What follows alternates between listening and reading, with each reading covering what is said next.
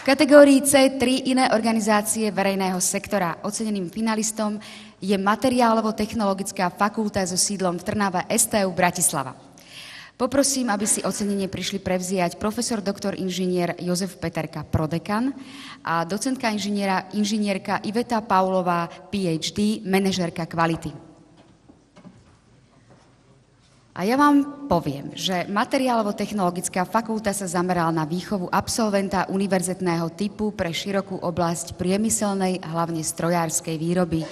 Menia sa aj študijné odbory a s nimi pracoviská a katedry fakulty tak, aby sa zabezpečila univerzálnosť vzdelania a aby sa umožnila široká uplatniteľnosť absolventov v praxi.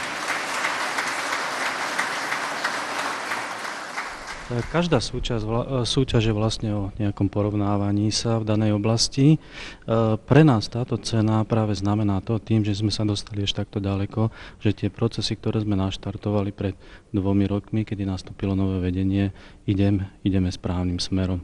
Potvrdzuje to aj toto víťazstvo alebo toto ocenenie. Samozrejme, že pri tom pragmatickom dávaní dohromady všetkých podkladov na túto cenu, na túto súťaž sme zistili, že strašne veľa procesov, ktoré sme opísali, sa dajú vylepšovať. Je tam strašne veľa nejakých, by som povedal, nedostatkov. I keď ten trend je dobrý, ale sú vždy stále nejaké veci, ktoré sa dajú zlepšovať. Takže keby som to zhrnul, porovnanie a zlepšenie. To je pre nás táto cena. Myslím si, že vôbec prečo sme sa prihlásili do súťaže, bol taký nejaký pocit toho, že robíme niečo viac, ako robia iné fakulty.